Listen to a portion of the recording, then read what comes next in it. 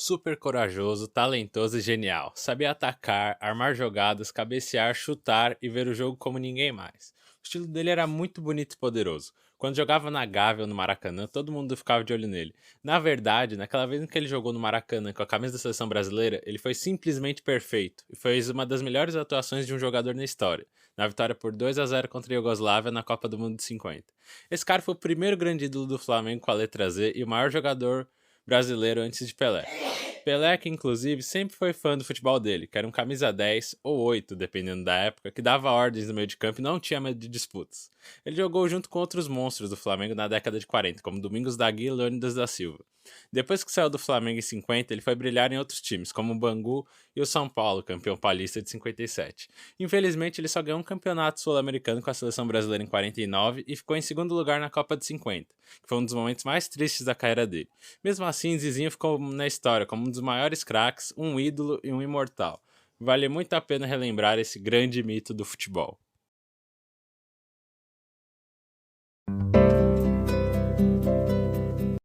Zizinho já mostrava desde pequeno que manjava muito de bola.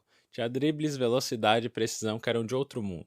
Mas ele tinha um problema, era bem franzino, e por causa disso levou um baita de um balde de água fria. Acabou sendo reprovado num teste do América do Rio, o time que ele torcia desde moleque. Aí, com 18 anos, ele resolveu tentar a sorte no Flamengo, que na época era comandado pelo famoso técnico Flávio Costa.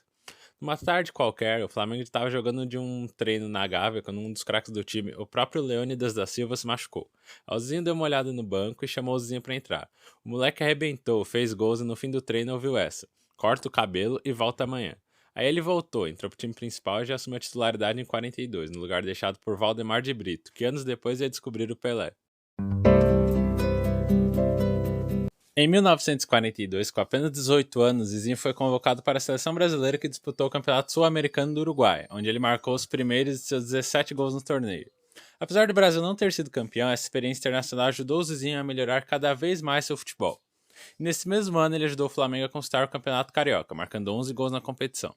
Ele jogou muito no esquadrão rubro-negro, que venceu 20 dos 27 jogos disputados, com o melhor ataque, com 87 gols, e a melhor defesa, que sofreu só 29. Zizinho, Domingos da Guia, Biguá, Valido, Perácio e Pirilo foram os destaques do time. Em 43, o cara passou a jogar mais recuado no esquema tático, começou a fazer lançamentos precisos e jogadas de efeitos.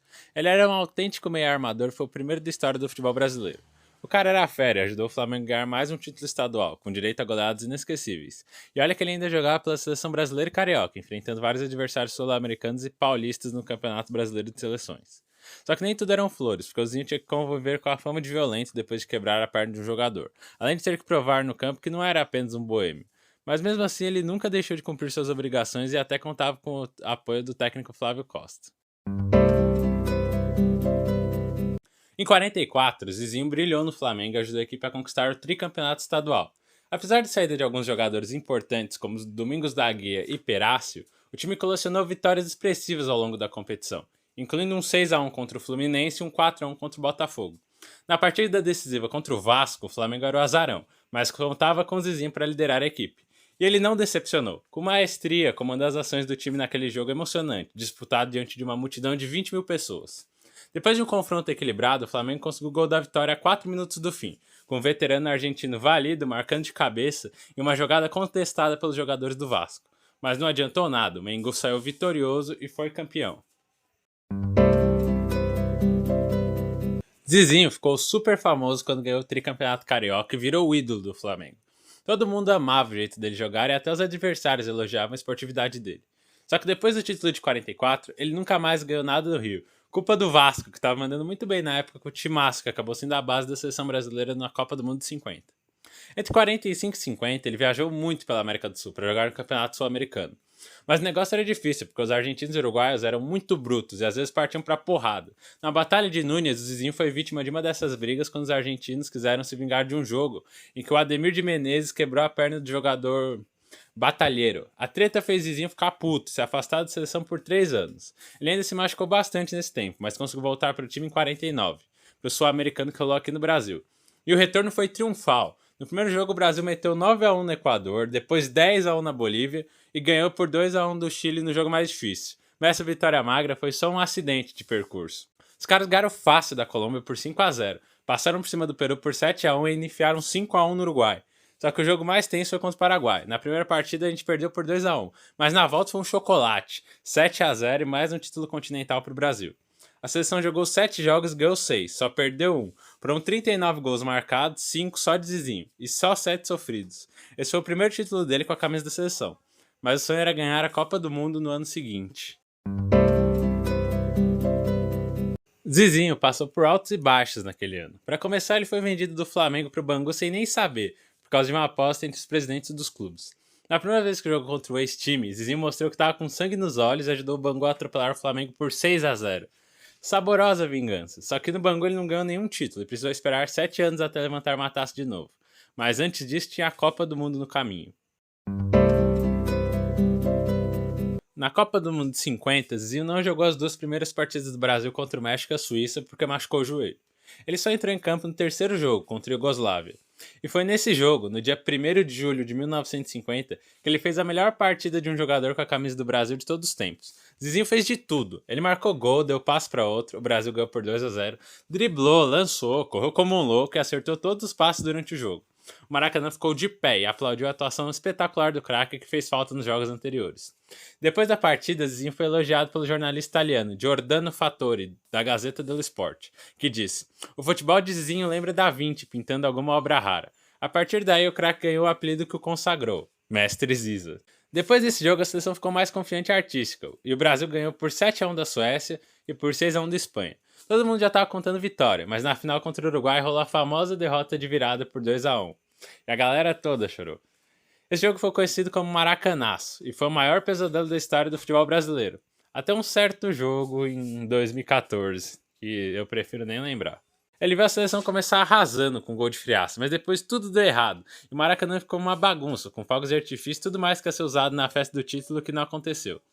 Imagina como o cara ficou chateado, assim como todo mundo no time que perdeu. Mas o Zizinho não ficou no fundo do poço como muitos dos colegas dele. Ele foi eleito o melhor jogador da Copa pela imprensa internacional, fez parte do All-Star Team e virou uma das maiores estrelas do esporte daquela época. Mas mesmo com todos esses prêmios, o Mestre Ziza ainda sofria com a derrota, tinha pesadelos por um bom tempo depois.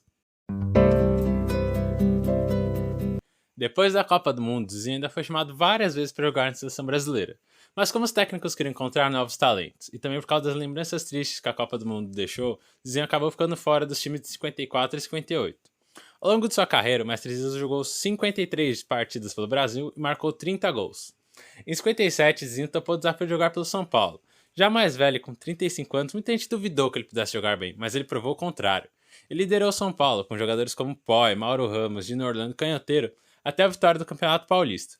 Uma vitória decisiva de 3-1 sobre o Corinthians, que tinha jogadores como Gilmar e Cláudio, que é o maior artilheiro da história do Alvinegro até hoje, no estádio do Pacaembu. Zizinho jogou 67 partidas pelo São Paulo e marcou 27 gols. Esse, porém, seria o último título do craque. Foi jogando pelo São Paulo que Zizinho teve um encontro inesperado com um fã. Pelé, que tinha apenas 17 anos na época, viu seu grande ídolo jogando naquele ano de 57, quando o tricolor deu uma surra de 6-2 no Santos. Nessa partida histórica, ocorreu a troca de rei no futebol brasileiro. Ziza, que foi o melhor jogador nas décadas de 40 e 50, deu lugar a Pelé, que se tornou o melhor das décadas de 60, de 70 e de todos os tempos. Depois de deixar o São Paulo em 58, ele foi jogar no Chile pelo Audax italiano, mas não conseguiu levantar nenhuma taça e encerrou a carreira em 62, ano em que a seleção brasileira se tornou bicampeã mundial. Depois disso, ele deu uma passeada pelo mundo do futebol, jogou um pouco de basquete e até trabalhou como fiscal de renda no Rio de Janeiro. Mas depois de 60 anos, ele se aposentou de vez. Zizinho recebeu muitas homenagens ao longo da vida. Era reconhecido como um mito do esporte nacional. Infelizmente, ele nos deixou em 2002 por causa de problemas do coração, mas seu legado continua forte como um dos maiores jogadores de futebol que o Brasil já teve, e o maior antes de Pelé. Foram 329 jogos pelo Flamengo, camisa que mais vestiu, com 146 gols, o que o torna o nono maior artilheiro da história do clube. Com suas habilidades incríveis, Zizinho era um ícone por onde passava e era elogiado por todos os jogadores do país e do mundo. Como ele mesmo dizia, a bola tem vida própria, ela gosta de ser bem tratada. E com certeza ele sabia como tratar a bola. E o amor era recíproco, pois como disse Nelson Rodrigues, não há bola no mundo que seja indiferente a Zizinho.